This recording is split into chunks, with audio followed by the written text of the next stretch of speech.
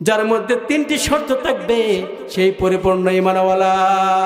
Number 1 point, ইকরা বিল লিসান, মুখে স্বীকৃতি দিবে। আমরা সকলে মুখে স্বীকৃতি দেই কি দেই না? যারা মুসলমানের ঘরে জন্ম নিয়েছি, মায়ের পেট থেকে বাচ্চা সন্তান ভূমিষ্ঠ হওয়ার পর আমাদের ডান কানে আজান, বাম কানে ইকামত দেয় কি দেয় না? দেয় কি দেয় না? এটা কি বলা লাগে না? কি বলা লাগে না? বলা লাগে না। এমনি এমনি যে বাবা ভাই আয় আয় আয় আয় রে বন্ধু আয় আয় আয় আয় আয় রে বন্ধু আয়, বন্ধু তোমায় ডাকছি আলোর পথে, বন্ধু তোমায় ডাকছি দিনের পথে। জান্নাত যেতে চাই, সাথে তোমায় নিতে চাই। জান্নাত যেতে চাই, সাথে তোমায় নিতে চাই। দিন কায়েমে চলো আমার সাথে, বন্ধু তুমি আইর দিনের পথে আয় আয় আয় আয় আয় রে বন্ধু আয়, বন্ধু তোমায় ডাকছি আলোর পথে, বন্ধু তোমায় ডাকছি ইসলামের পথে, বন্ধু তোমায় ডাকছি আন্দোলনের পথে। আল কোরআন হাদিসের পথে চললে তুমি দিনে রাতে, নাজাতের পথ মসৃণ হবে, চিন্তা রবে না। আল কোরআন হাদিসের পথে চললে তুমি দিনে রাতে, নাজাতের পথ মসৃণ হবে, চিন্তা রবে না। চিনলে তুমি সরল পথ, বদলে যাবে জীবন রথ। চিনলে তুমি সরল পথ, বদলে যাবে জীবন রথ। রব্বে কারিমে নাম দিবেন হাতে, বন্ধু তোমায় ডাকছি আলোর পথে, বন্ধু তোমায় ডাকছি জান্নাতের পথে। আয় আয় আয় আয় রে বন্ধু আয়, বন্ধু তোমায় ডাকছি আলোর পথে। জান্নাত যেতে চাই, সাথে তোমায় নিতে চাই। জান্নাত যেতে চাই, সাথে তোমায় নিতে চাই। দিন কায়েমের পথে চলো আমার সাথে, বন্ধু তোমায় ডাকছি আন্দোলনের পথে। আলহামদুলিল্লাহ, ঐতিহ্যবাহী জেলা নওগাঁ জেলা সদর উপজেলা নগর কুসুম্বী দক্ষিণপাড়া কর্তৃক আয়োজিত এই তাফসীরুল কোরআন ওয়াজ মাহফিলের প্রথম অধিবেশনে, প্রথম রজনীতে, প্রথম রজনীর প্রথম দিনের সভাপতি হযরত আল্লামা হাফেজ মাওলানা মুহাম্মদ মঈনউদ্দিন সাহেব এবং আমার সামনে উপস্থিত মুসল্লিয়ানে কেরাম এবং আমার পূর্বে আলোচনা করেছেন আমার অত্যন্ত কাছের এবং প্রিয় মুহাব্বতের ভাই এবং বন্ধুবর, আমার কলিজার টুকরা, আমার অত্যন্ত আদরের প্রিয় ভাই হযরত মাওলানা মুহাম্মদ জাফর সিদ্দিকী আলোচনা করে আপনাদেরকে ধন্য করিয়েছেন। তার আলোচনা করার পর, তার আলোচনা শোনার পর আমার আলোচনা শুনতে কি মন চাইবে? চাইবে না, কারণ তিনি একজন সঙ্গীত শিল্পী। আলোচনার মাঝে মাঝে তিনি ইসলামী সঙ্গীত দিয়ে আপনাদেরকে মাতিয়ে দেয়। তিনার সাথে আমার কোনো তুলনাই হয় না, কারণ তিনি যেখানে যা প্রয়োজন সেটাই দেয় ইসলামী গান দিয়ে। তো আমার সামনে সম্মানিত মুসল্লিয়ানে কিরাম, মঞ্চে উপস্থিত নাম না জানা অনেক বয়স্ক মানুষ, আমার অত্যন্ত মাতার তাজ মুরাব্বিয়ানে কেরাম, সকলের প্রতি আমার আন্তরিক সালাম। আসসালামু আলাইকুম ওয়া রাহমাতুল্লাহি ওয়া বারাকাতুহু। সম্মানিত উপস্থিতি, আমি একটা সূরা তেলাওয়াত করছি খুতবার মধ্যে। এই সূরা এমন কেউ নাই যে জানে না।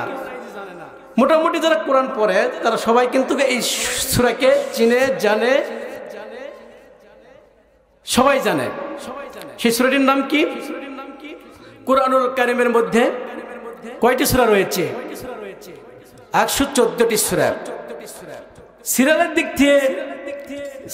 দিক দিয়ে 103 নম্বর সূরা। কয় নম্বর সূরা? 103 নম্বর সূরা। 30 নম্বর পারা। সূরাটির নাম হচ্ছে সূরাতুল আসর। সূরার নাম কি? সূরাতুল আসর।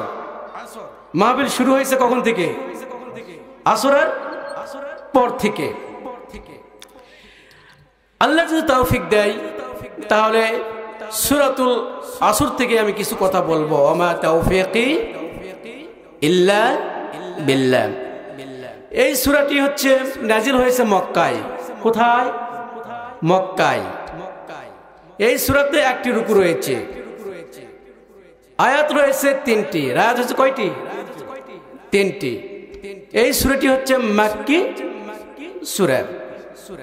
বেশি লম্বা করব না, কারণ একেবারে সময় সংকীর্ণ, সময় সংক্ষেপ। আল্লাহ রাব্বুল আলামিন এই সূরার মধ্যে কি করছে সেটা আমাদের জানা লাগবে কি লাগবে না? লাগবে কি লাগবে না? আমরা অনেকে নামাজ পড়ি এই সূরা দিয়ে, অনেকে সূরা মুখস্থ রয়েছে, কিন্তু এই সূরাটির মধ্যে আল্লাহ তাআলা কি মেসেজ দিচ্ছে, কি বার্তা দিচ্ছে, কি করছে সেটা আমরা অনেকে কিন্তু জানি না, জানার চেষ্টাও করি না। আল্লাহ রাব্বুল আলামিন করছেন ওয়াল আসরি ইন্নাল ইনসানা লাফি খুসর। আসর শব্দের শাব্দিক অর্থ হচ্ছে সময়। আসর শব্দের শাব্দিক অর্থ কি? সময়, কাল। সময় বুঝেন না? সময়, কাল, কাল, সময়, আসর শব্দ তো এটাই। তাহলে আল্লাহ তাআলা সময়ের নামে সূরা দিলেন ১৫০০ বছর পূর্বে। কি নামে সূরা দিলেন? সময়ের নামে সূরা দিলেন আল্লাহ তাআলা, যে আমরা যে মূল্যবান সময়গুলো ও যাতে আমরা নষ্ট করে দেই। দেই কি দেই না? মানুষ সময়ের মূল্য দিতে জানে না।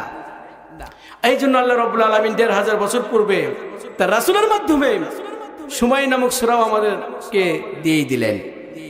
আল্লাহ রাব্বুল আলামিন পবিত্র কুরআনুল কারীমের মধ্যে ঘোষণা করিয়েছেন ওয়াল আসর। ওয়া শব্দের ব্যবহার করেছে আল আসরের আগে। ওয়াটি হচ্ছে ওয়াওয়ে কসমিয়া। আল্লাহ রাব্বুল আলামিন ১৫০০ বছর পূর্বে তার রাসূলকে জানায় দিলেন। আল্লাহ তাআলা করছেন ওয়াল আসর, কালের শপথ, সময়ের শপথ। আল্লাহ রাব্বুল আলামিন বললেন সময়ের শপথ, ইন্নাল ইনসানা লাফি খুসর। নিশ্চয়, অবশ্যই মানুষ ক্ষতির মধ্যে রয়েছে। কিসের মধ্যে? ক্ষতির মধ্যে রয়েছে। আল্লাহ রাব্বুল আলামিন সময় নামক সূরা দিলেন, কিন্তু আমরা সময়ের কাজ সময় করতে চাই না। এইরকম অলস লোক আছে না নাই? আছে না নাই? সময়ের কাজ সময় মতন করা লাগবে কি লাগবে না? লাগবে কি লাগবে না? লাগবে। তার আগে, আলোচনা শুরু করার আগে আমি আপনাদের সামনে একটা প্রশ্ন রাখতে চাই। এখনো বলেন তো, সময় যত যায় আমাদের বয়স বাড়তে থাকে, হায়াত বাড়তে থাকে না কমতে থাকে? বাড়তে থাকে না কমতে থাকে? প্রতিটি সেকেন্ড, প্রত্যেকটি মিনিট, প্রত্যেকটি ঘন্টায় যত সময় এগিয়ে যায় আমাদের হায়াত তত কমিয়ে যায়। এই জন্য সময়ের কাজ সময় করতে হবে। অলসতা করার কোনো সুযোগ আছে নাকি? আছে নাকি? এমন একটি সূরা আমি আলোচনা করতেছি, এমন একটি সূরা ইমাম শাফি রহমতুল্লাহ আলাইহি বলেন, যদি কেউ এই একটি সূরাকে অনুধাবন করে, এই একটি সূরাকে যদি মেনে নেয়, পরিপূর্ণভাবে অনুধাবন করে তার জীবনটাকে সাজিয়ে নিতে পারে, তাহলে তার এই একটি সূরাই তার জন্য যথেষ্ট হয়ে যাবে। সূরা আসর সময় নিয়ে আল্লাহ সূরা দিলেন, কারণ আল্লাহ আগে থেকে জানতো যে বান্দা আমার সময়ের কাজ সময় করবে না, সময়কে অবহেলিত করবেন, সময়কে অযথা নষ্ট করবেন।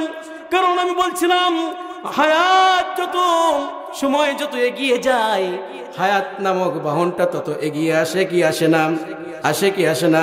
আল্লাহ রাব্বুল আলামিন অন্য সূরার মধ্যে করছেন, ওয়ালা ইউআখিরুল্লাহু নাফসান ইযা জা আজালুহা।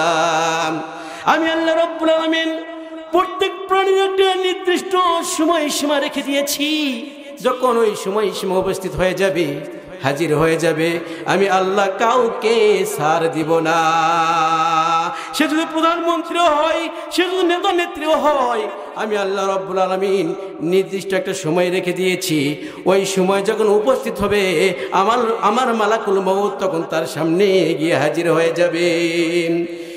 তাই সময়ের কাজ সময়ে করা লাগবে, সময়কে মূল্যায়ন করতে হবে।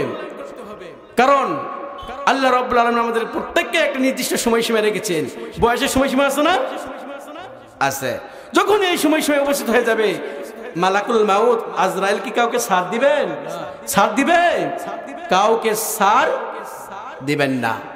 এর জন্য সময়ের কাজ সময়ে করতে হবে। আল্লাহ রাব্বুল আলামিন সূরার মধ্যে সময়ের কসম করলেন, কিন্তু আমরা কসম করি কার?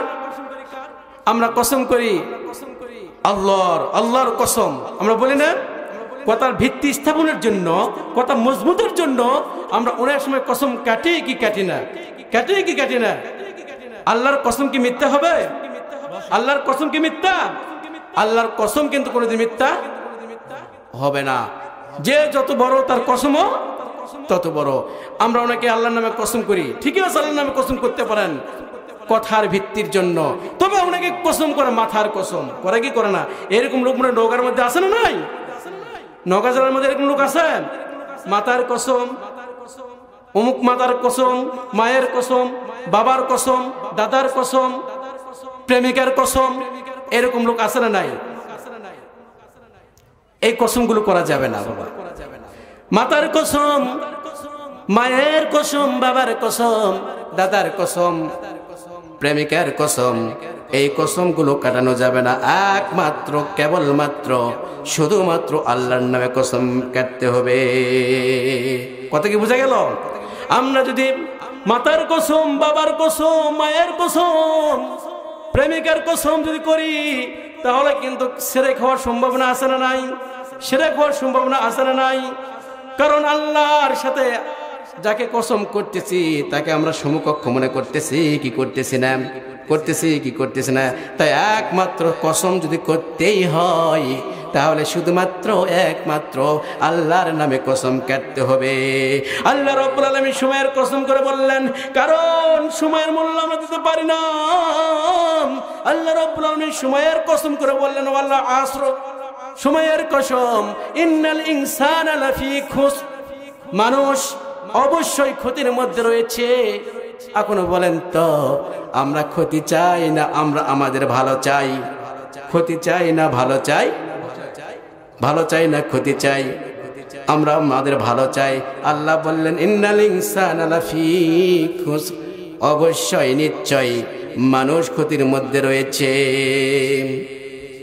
মানুষ ক্ষতির মধ্যে রয়েছে।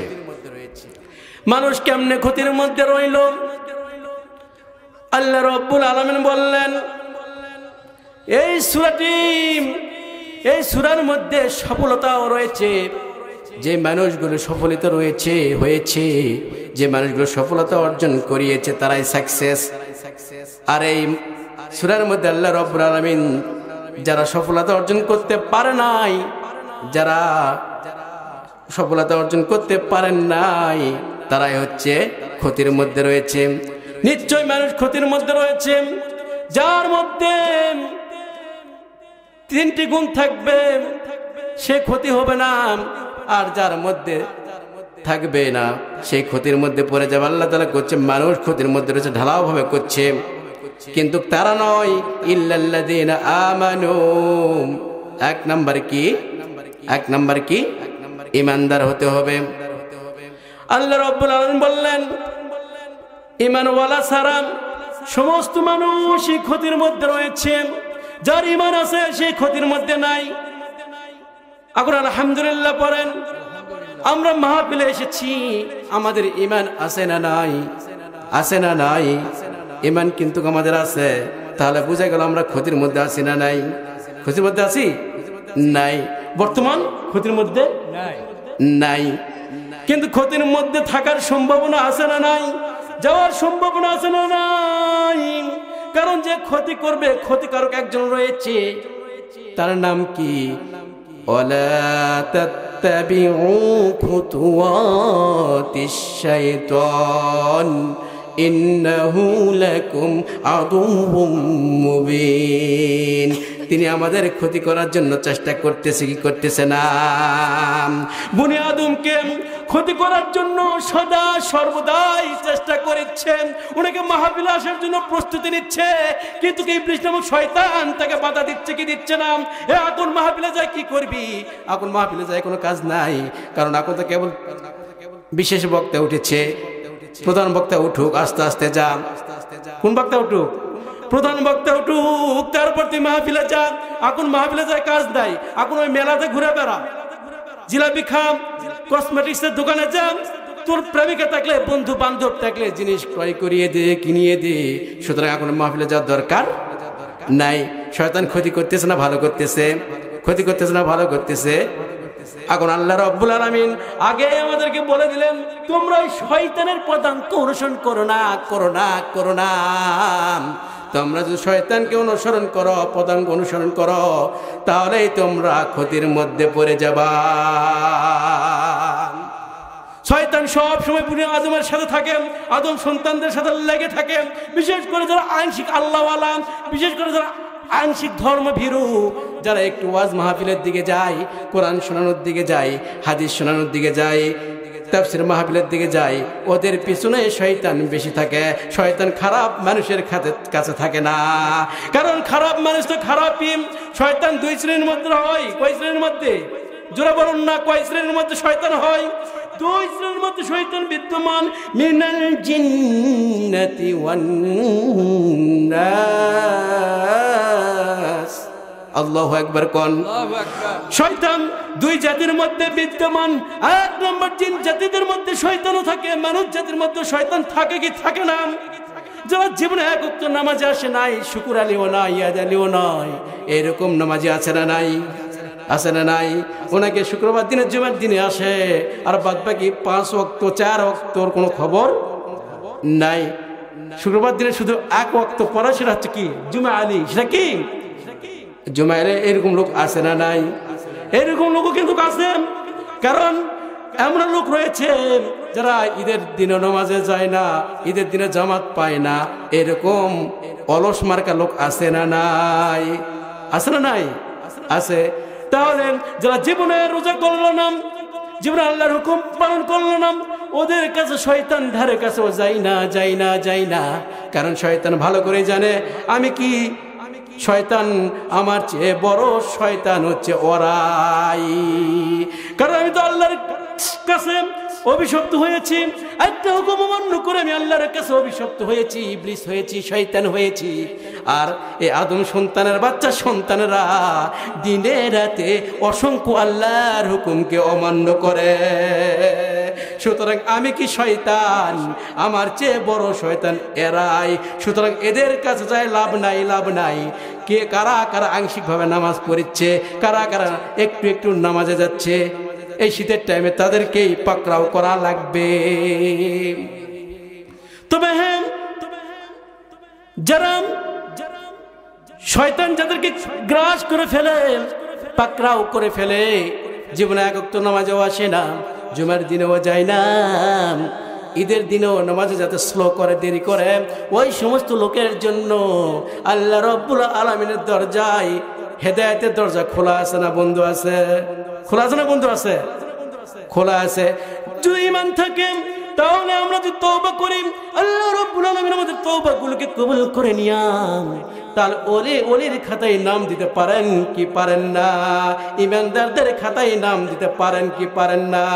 আল্লাহ রাব্বুল আলামিন বললেন, ইল্লাল্লাযীনা তাবু ওয়া আসলাহু ওয়া বায়্যানু ফাউলাইকা আতুবু আলাইহিম ওয়া আনা তাওয়াবুর রহিম। তাহলে ইল্লাল্লাযীনা তাবু, যারা তওবা করে, ওয়াসলাহু, নিজেকে সংশোধন করে নেয়, ওয়াবায়্যানু ফাউলাইকা আতুবু আলাইহিম ওয়া আনা তাওয়াবুর রহিম, আমি আল্লাহ তওবা কবুল করে থাকি। তাহলে এক নম্বর, তারা ক্ষতির মধ্যে নাই যারা ঈমানদার। এখন বলেন তো, আমরা সকলে ঈমানদার হতে চাই কি চাই না? যখন আপনি ঈমানদার হতে চাইবেন তখন আপনার উপর পরীক্ষা আসার সম্ভাবনা আছে না নাই? আছে না নাই? ছাত্র যে যত ভালো তার পরীক্ষাও তত হার্ড হওয়ার সম্ভাবনা আছে না নাই? আছে না নাই? যারা প্লাস মাইনাস অঙ্ক জানে না আর যারা জানে, এখন বলেন তো, যারা অঙ্ক প্লাস জানে, এই ধরনের প্লে শিশু শ্রেণী ওয়ানের ছাত্ররা প্লাস মাইনাস যোগ বিয়োগের অঙ্ক অনেকেই জানে। যারা জানে তাদেরকে কি 2 + 3, 2 + 3 কত হয়? যারা জানে তাদেরকে কি এই সূত্রগুলো দিবে, এই অঙ্কগুলো দিবে না হার্ড দিবে? হার্ড দিবে। যে যত ভালো ছাত্র তার পরীক্ষা, তার প্রশ্ন তত হার্ড হওয়ার সম্ভাবনা আছে না নাই? আল্লাহ রাব্বুল করছেন, যে যত পাক্কা মুমিন, পাক্কা ঈমানওয়ালা, তার পরীক্ষাও হার্ড হওয়ার সম্ভাবনা আছে না নাই? আছে না নাই? আছে। অনেক টুপিওয়ালা রয়েছে, তারা মনে করে আমাদের মতো বিগত 17 বছর কিচ্ছু হয় নাই, সুতরাং আমরা হচ্ছে নিষ্পাপ। আমরা যদি পাপী হতাম, যদি পাপ করতাম, তাহলে আল্লাহ আমাদেরকে সাজা দিত। এইরকম আমি আমার নিজ কানে শুনেছি। আপনারা কি শুনছেন নৌকাবাসী? এরকম টুপিওয়ালাও আছে, আছে। আল্লাহ রাব্বুল আলামিন বললেন, আমি আল্লাহ যারা ঈমানওয়ালা হবেন তাদেরকে আমি পরীক্ষা করব, তাদেরকে অবশ্যই পরীক্ষা করব। আহাসিবান নাসু আইয়ুতরাকু আইয়াকুলু আমান্না ওয়া হুম লা ইফতানুন। অবশ্যই যারা ঈমানওয়ালা তাদেরকে আমি পরীক্ষা করব, কারণ তারা তাদের দাবিতে ঈমানওয়ালা। আমি আল্লাহ কি টেস্ট করব না ছাত্র ভালো না খারাপ? আমি কি টেস্ট করব না? অবশ্যই অবশ্যই। তোমরা কি মনে করে নিয়েছো যে তোমরা ঈমান এনেছো, এ কথা বললেই তোমরা পার পেয়ে যাবা, তোমরা ছাড় পেয়ে যাবা? আমি আল্লাহ টেস্ট করব না তোমাদের দাবিতে তোমরা সত্যবাদী কিনা মিথ্যাবাদী। আমি আল্লাহ রাব্বুল আলামিন অবশ্যই অবশ্যই টেস্ট করব। আর যাদের ঈমান থাকবে তারা ক্ষতির মধ্যে নাই। করছেন কে? বলতেছেন কে? আল্লাহ তাআলা করছেন। অবশ্যই মানুষ ক্ষতির মধ্যে রয়েছে, কিন্তু তারা নয়, তারা সারা। তারা কি? তারা সারা। অবশ্যই অবশ্যই পরীক্ষা করবে 100%। যারা ঈমানওয়ালা, আমি ঈমানওয়ালাদেরকে অবশ্যই পরীক্ষা করব। ফসলের ক্ষয়ক্ষতি দ্বারা, নিজের জীবন দ্বারা, ভয় দ্বারা। ভয় আছে না নাই? বিগত বছর ভয় ছিল কি ছিল না? ছিল কি ছিল না? দাড়ি রাখলেই সমস্যা, বড় টুপি পরলেই সমস্যা, যত সব সমস্যা টুপিওয়ালাদের মধ্যে ছিল কি ছিল না? ছিল কি ছিল না? ছিল। শুধু তাই নয়, 16 বছর 17 বছর আমরা সঠিকভাবে কোরআনের তাফসীর পর্যন্ত করতে পারি নাই। আল্লাহ রাব্বুল আলামিন সেই সব ব্যক্তির থেকে, সেই সব গোষ্ঠীর থেকে, সেই সব জাতির থেকে, সেই সব নেতা নেত্রীর থেকে আল্লাহ তাআলা আমাদেরকে হেফাজত করছেন না করেন নাই? করেছেন। এভাবে কথা বলতে পারতাম। তাফসীর মাহফিল দিতে গেলেই পারমিট নেওয়া লাগতো, থানায় যাওয়া লাগতো, ডিসি অফিস যাওয়া লাগতো, বিভিন্ন প্রশাসনিক ঝামেলা হতো, বিভিন্ন নেতাদের যায় পা ধরা লাগতো। যারা মাহফিল কমিটিরা তাদের পায়ের জুতা পর্যন্ত ক্ষয়ে যেত মাহফিল করার জন্য। এখন কি লাগতেছে? লাগতেছে না। সাহায্য কার? আল্লাহর। অবশ্যই তারা মুমিন, তারা সফলতা অর্জন দুনিয়াতে করবে, পরকালে গিয়ে তো সফলতা তার জন্য থাকবেই। আমি যা বলছিলাম, আল্লাহ তাআলা পরীক্ষা করবেন ভয় দিয়ে, ক্ষুধা দিয়ে, ফসলের ক্ষয়ক্ষতি দিয়া, নিজের জীবন দিয়া, বিভিন্ন দিক দিয়ে আল্লাহ তাআলা টেস্ট করবেন। ভয় দিবে, পুলিশের ভয়, র্যাবের ভয়, বিভিন্ন সৈন্যবাহিনীর ভয়, বিভিন্ন ভয় দিয়ে আমাদেরকে পরীক্ষা বিগত বছর করছে। আল্লাহ রাব্বুল আলামিন আসমান থেকে করছে, বান্দা তোরা 17 বছর 16 বছর অপেক্ষা করলি, আমি আল্লাহ তোদেরকে কি করে দিলাম, ওদেরকে ধূলিসাৎ করে দিলাম, ওদেরকে শেষ করে দিয়ে আমি আল্লাহ রাব্বুল আলামিন যারা দাড়িওয়ালা টুপিওয়ালা পরহেজগারওয়ালা ইমানদারদেরকে বিজয়ী করে দিলাম। বিজয়ী পরিপূর্ণ হয় না এখনো, কিন্তু সুবর্ণ সুযোগ এসেছে। আপনারা ভুল করবেন না, আলোচনা ভুল বুঝবেন না। হুজুর মানে রাজনীতি করতেছেন, নট। আমি কোনো পলিটিক্স বুঝিও না, কোনো দলের রাজনীতি করিও না। যদি রাজনীতি করতেই হয়, পলিটিক্স করতেই হয়, তাহলে পলিটিক্স করব, রাজনীতি করব কোরআনের রাজনীতি। কার রাজনীতি বলেন? কোরআনের রাজনীতি ছাড়া বিকল্প কোনো পথ নেই। আল্লাহ রাব্বুল আলামিন সুবর্ণ সুযোগ দিয়েছেন, এই সুযোগ যদি আমরা কাজে না লাগাই তাহলে দোষ কি আল্লাহর নাকি? দোষ কি আল্লাহর? দোষ কি আল্লাহর? এই কোরআন শুধু পড়ার জন্য দিছে নাকি? খালি নামাজের জন্য পড়বেন তাই দিছে? মানুষ মারা গেলে মাইয়াতের সামনে দাঁড়িয়ে বসে তেলাওয়াত করবেন, এই জন্য কোরআন আসছে নাকি? এই কোরআন তাবিজ পড়ার জন্য আসছে নাকি? আসে নাই। কোরআন এসেছে শুধুমাত্র একমাত্র নিজের জীবনকে কোরআন দিয়ে সাজাইতে হবে। শুধু জীবন সাজালে হবে না, জীবন সাজাইতে হবে। জীবন যেভাবে কোরআন দিয়ে সাজাবো, সমাজটাও সেরকম কোরআন দিয়ে সাজাতে হইবে। সমাজ যে এরকম কোরআন দিয়ে সাজাবো, ওয়ার্ড সেরকম কোরআন দিয়ে সাজাতে হইবে। ওয়ার্ড যেরকম কোরআন দিয়ে সাজাবো, সেই রকম ইউনিয়নও কোরআন দিয়ে সাজাতে হইবে। ইউনিয়ন যে এরকম কোরআন দিয়ে সাজাবো, তাহলে উপজেলা সেই কোরআন দিয়ে সাজাতে হইবে। উপজেলা কোরআন দিয়ে সাজাবো, জেলা সাজাতে হইবে। শুধু তাই নয়, গোটা ওয়ার্ল্ড শুধু কোরআনের রঙে রঙিন করে দিতে হবে। সুবর্ণ সুযোগ এসেছে। আল্লাহ রাব্বুল আলামিন অবশ্যই অবশ্যই, আপনারা তো দেখতেছেন, বুঝতেছেন, বলার তো কোনো প্রশ্নই আসে না। ছোট্ট বাচ্চা থেকে শুরু করে নেয়া ইহুদি খ্রিস্টান নাসারা পর্যন্ত তাদের নাম পর্যন্ত শুনতে পাচ্ছেন। বর্তমান পাচ্ছে। বিরোধিতা করতেছিল কার?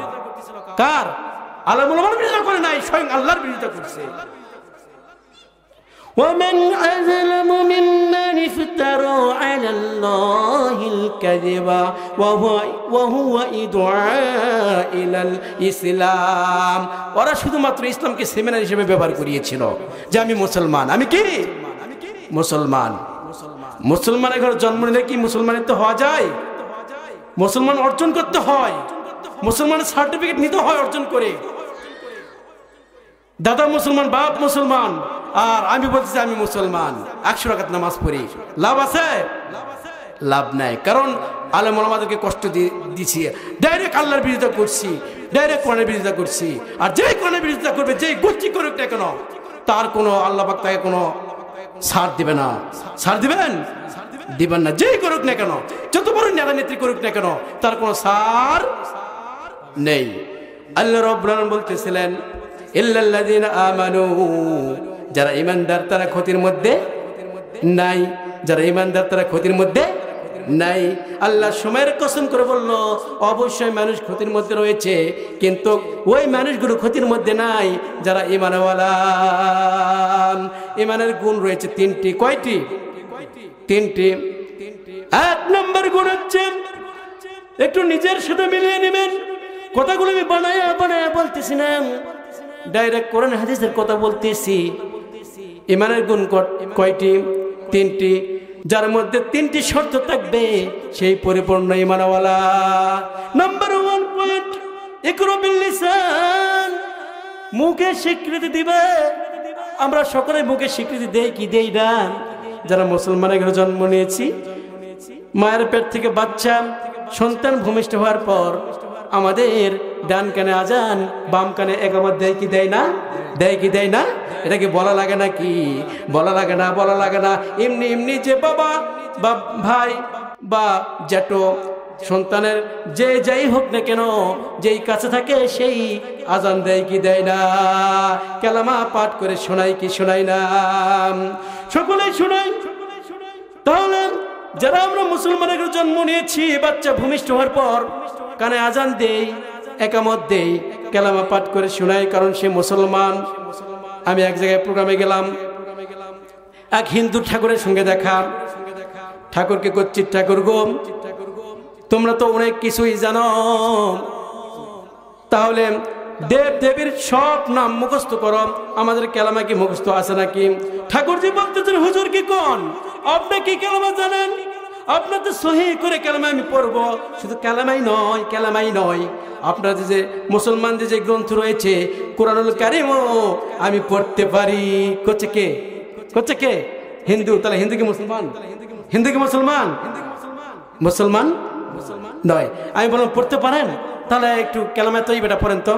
সুন্দর করে, কত সুন্দর করে কালেমা পড়লো। অনেক মুসলমানও পারে নাই তেমন করে কালেমা পড়তে, কিন্তু হিন্দুর মুখ থেকে শুনলাম, শুনে আশ্চর্য হয়ে গেলাম। ইকরা বিল লিসান, আমরা কি করছি? মুখে শুধু কালেমা পাঠ করতেছি। তাসদিক বিল জিনান, অন্তরে বাস্তবায়ন করা লাগবে কি লাগবে না? মুখে স্বীকৃতি দিচ্ছি, অন্তরে বাস্তবায়ন করতেছি। আমল বিল আরকান, কিন্তু আমলে পরিচয় দিচ্ছি না, কাজে পরিচয় দিচ্ছি না। তাহলে কি আমরা পরিপূর্ণ ইমানদার হতে পারতেছি কি? পারতেছি। তাহলে পরিপূর্ণ ইমানওয়ালা হতে হলে 3টি শর্ত আমাদেরকে গ্রহণ করা লাগবে। 1 নম্বর মুখে স্বীকৃতি দেব, লা ইলাহা ইল্লাল্লাহু মুহাম্মাদুর রাসূলুল্লাহ, লা ইলাহা ইল্লাল্লাহ, লা ইলাহা ইল্লাল্লাহ, লা ইলাহা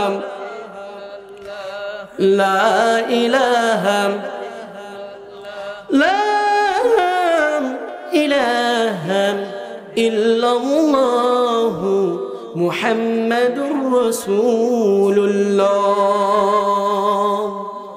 সাল্লাল্লাহু আলাইহি ওয়াসাল্লাম। তাহলে তাসদিক বিল জানান, আমল বিল আরকান, কাজে পরিণত করা লাগবে। এই 3টি গুণে যদি গুণান্বিত হতে পারি তাহলে আমরা ক্ষতির মধ্যে নাই। তাছাড়া এই গুণ যদি না থাকে, ইমানের গুণ যদি না থাকে, তাহলে আমরা ক্ষতির মধ্যে রয়েছি।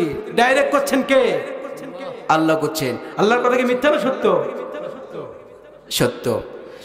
ইল্লাল্লাযীনা আমানু ওয়া আমিলুস সালিহাতি ওয়া তাওয়াসাউ বিল হক। তারপর আমলে সলিহ করা লাগবে। ঈমান এবং আমলে সলিহ পরস্পর দুই ভাই। আমি উদাহরণ দেই, ঈমান এবং আমলে সলিহ পরস্পর কি? দুই ভাই। ঈমান আছে, ঈমান আমাদের মূলধন।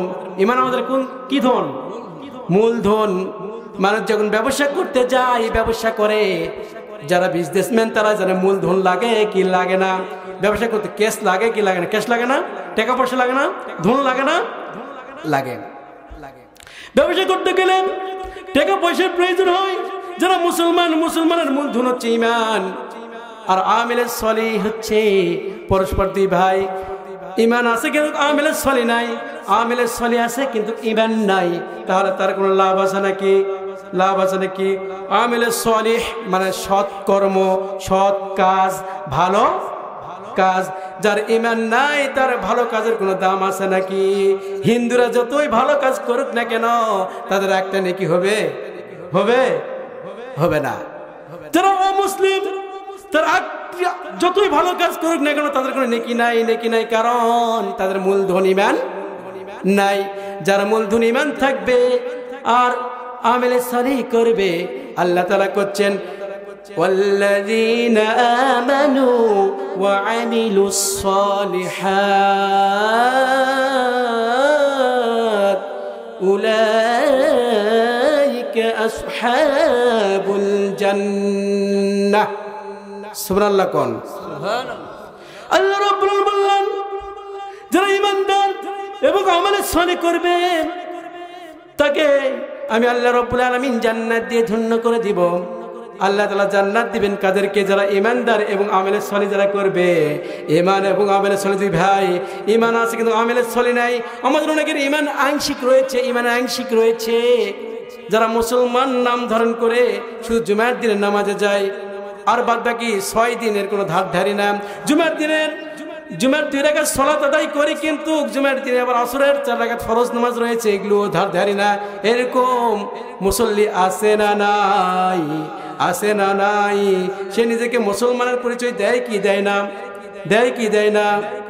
দেয়, কারণ সেও জানে আমি মুসলমান। আমি শুক্রবার দিনে এক ওয়াক্ত শুধু জুমার নামাজ পড়ে আমি মুসলমানিত্ব ধরে রাখতে চাই। এরকম লোক আছে না নাই? আছে। ওরকম নামাজ পড়লে কি পরিপূর্ণ ঈমানওয়ালা হওয়া যাবে? বাবা, আমি একটা কথা বলি, বাবার থেকে দাদার থেকে যে ইসলামটা পাইছি, আমরা মনে করি যে ইসলাম পেয়েছি, মুসলমানের জন্ম নিয়েছি, আমরা মুসলমান, বংশের সূত্র ধরে মুসলমান। কিন্তু মুসলমানিত্ব যে অর্জন করা লাগে সেটা আমরা অবগত এখনো হই নাই। যদি হতাম তাহলে এত ওয়াজ মাহফিল সব কিছু হচ্ছে, কিন্তু জাতি পরিবর্তন হচ্ছে তো আলহামদুলিল্লাহ, আলহামদুলিল্লাহ। আগের চেয়ে একটু পরিবর্তন হয়েছে। কিসের দ্বারাই? ওয়াজ নসিহতের দ্বারাই পরিবর্তন হচ্ছে। যে যুবক ভাইরা আগে নাচ গান করতো, আগে 16ই ডিসেম্বর নাচ গান দিয়ে পালন করত, আর সেই যুবক ভাইয়েরা এখন 16 ডিসেম্বর পালন করতেছে, উদযাপন করতেছে কোরআনের মাহফিল দিয়ে। এরকম যুবকেরা আছে না নাই? নওগাঁতে এরকম যুবক নাই? আলহামদুলিল্লাহ পড়েন। আগের যুবকেরা, আগের মা বোনেরা স্টার জলসা পাগল ছিল, কিন্তু বর্তমান মা বোনেরা কোরআন নিয়ে পাগল। এখন ইয়ং জেনারেশন বিভিন্ন ধরনের বক্তা বের হয়েছে, তাদের আলোচনা মোবাইলে শোনে কি শোনে না? শুনে। তারপরে কিছু ধানের মধ্যে পাতান থাকার সম্ভাবনা আছে না নাই? ধানের মধ্যে পাতান থাকবে। তারপরে কিছু মা বোন স্টার জলসা থেকে বিভিন্ন রং তামাশা করেন। তারপরে কিছু যুবক ভাইয়েরা 16ই ডিসেম্বর বিভিন্ন যাত্রা ছায়াবাজি দিয়ে পালন করেন। এরকম যুবক আছে না নাই?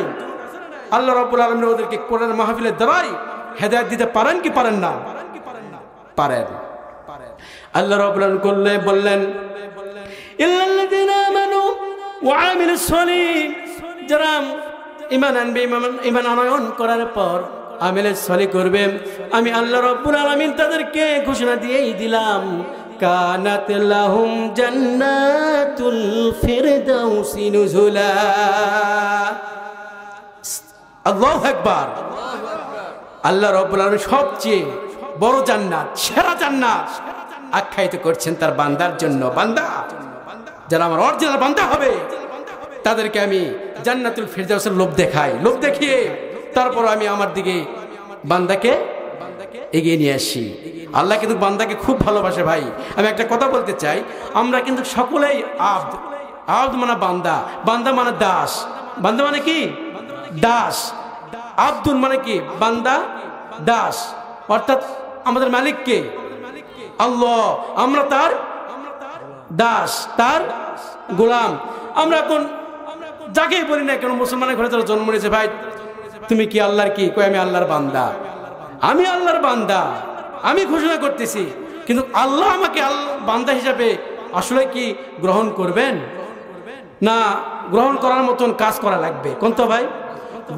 আল্লাহ তাআলা বান্দাকে খুবই ভালোবাসে, প্রচুর ভালোবাসেন বান্দাকে। যদি ভালো না বাসতো তাহলে জান্নাতুল ফিরদাউসের কিন্তু লোভ দেখাতো না। কারণ আল্লাহ রাব্বুল আলামিন দয়া যেরকম, ভালোবাসা সেই রকম, আবার রাগও তার চেয়ে বেশি আছে না নাই? যে আল্লাহ বান্দাকে জান্নাতে ধন্য করতে পারে, ওই আল্লাহ বান্দাকে সজাগ করার জন্য, বান্দাকে হুঁশিয়ার করার জন্য সাজা দিতে পারেন কি পারেন না? পারেন কি পারেন না? পারেন। আল্লাহ করছে, ইন্নাল্লাযীনা আমানু ওয়া আমিলুস সলিহাত, ইন্নাল্লাযীনা আমানু ওয়া আমিলুস সলিহাত কানাত লাহুম জান্নাতুল ফিরদাউসি নুজুলা। যারা ঈমান আনয়ন করার পর যারা আমলে সলিহ করবে, অবশ্যই নিশ্চয় তারা জান্নাতুল ফিরদাউসের অধিবাসী হবেন। তাহলে আমরা ঈমানদার হতে চাই না? আল্লাহ রাব্বুল আলামিন আমাদেরকে সকলকে ঈমানদার বানাক, বলুন আল্লাহুম্মা আমিন। এবং পাশাপাশি আমলে সলিহ ভালো কাজগুলো করার তৌফিক দেখ। ওয়া তাওয়াসাউ বিল হক, 2 নাম্বার গুণ চলে গেল। ঈমানওয়ালা হতে হবে, আমলে সলিহ করা লাগবে।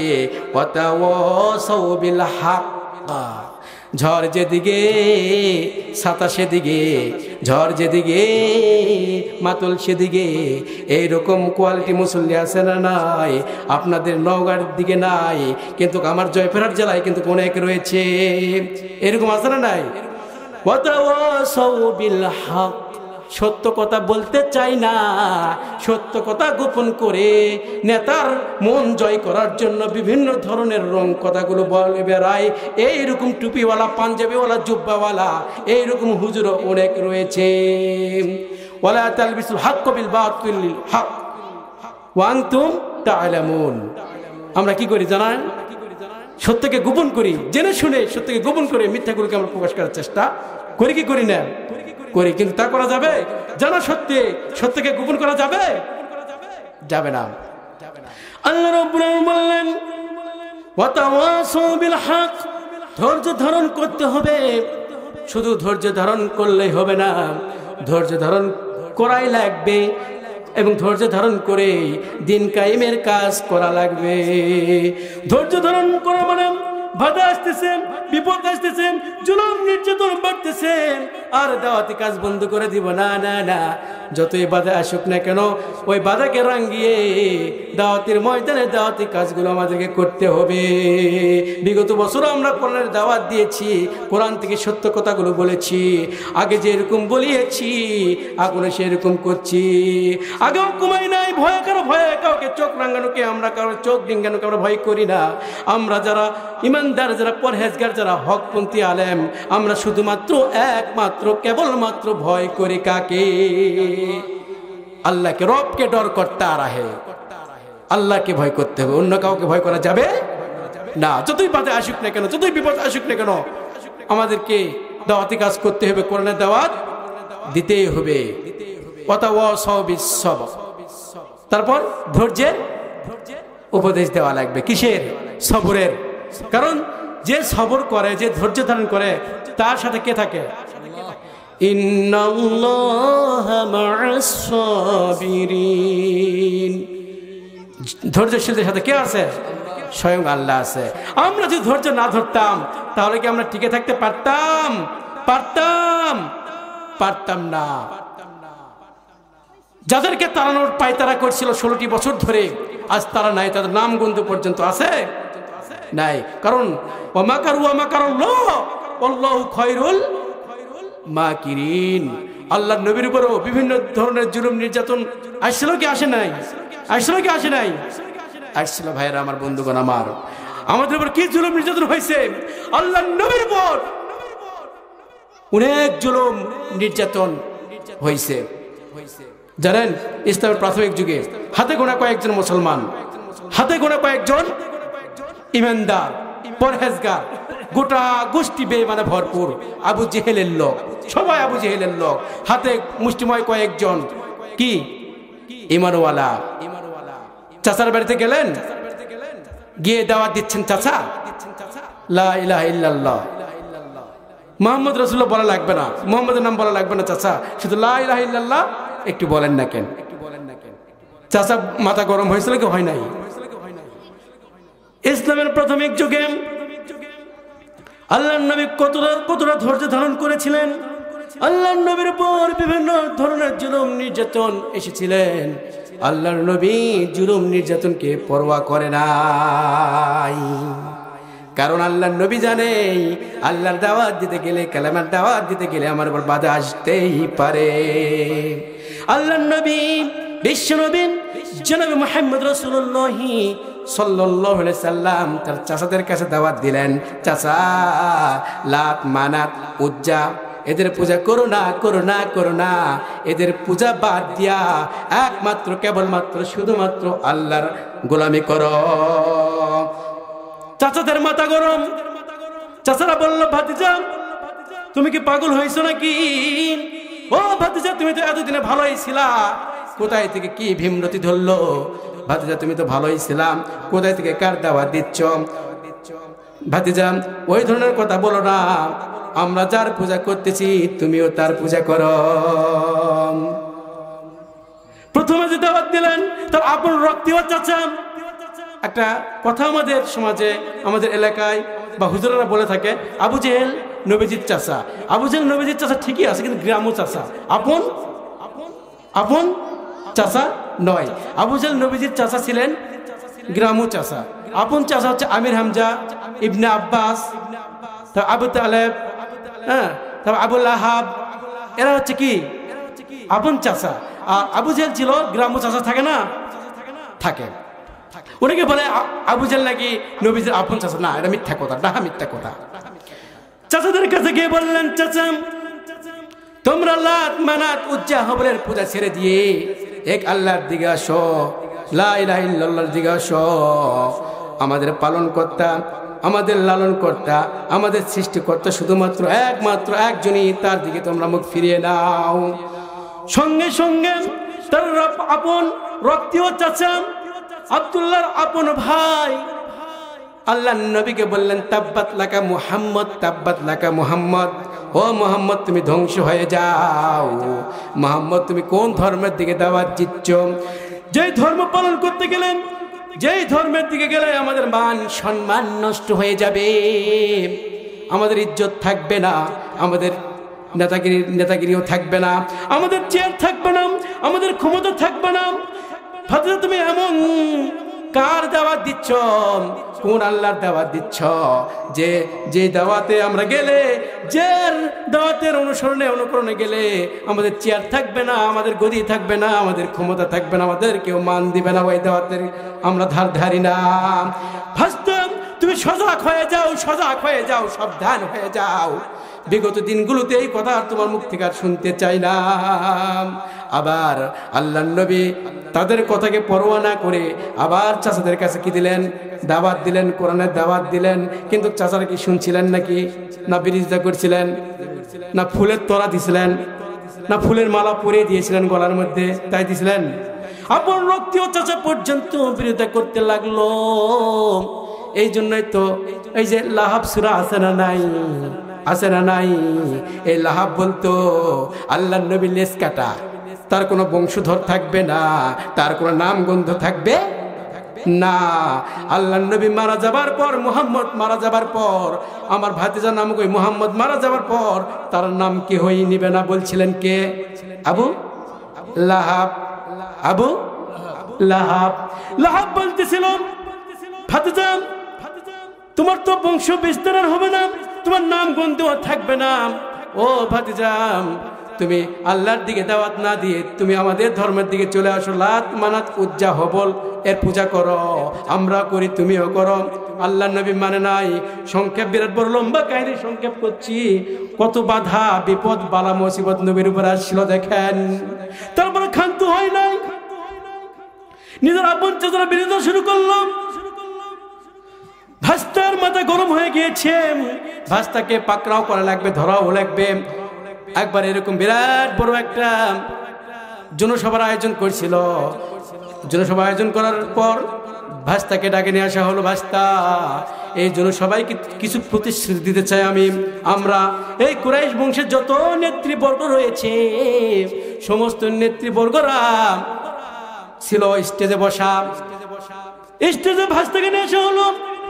ভাস্তা, তোমার কাছে আজকে আমরা কিছু প্রস্তাব দিব, যদি প্রস্তাবগুলোকে মেনে নিতে পারো তাহলে ভালোই, আর যদি মেনে নিতে না পারো তাহলে অবস্থা খারাপ।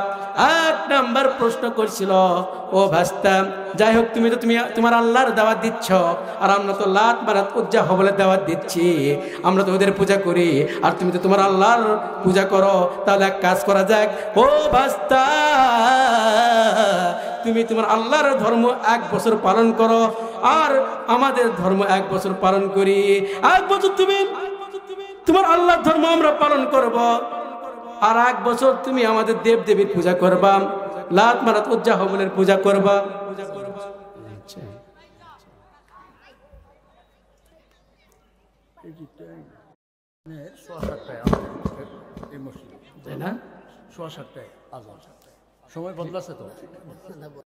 একবার সংকীর্ণ।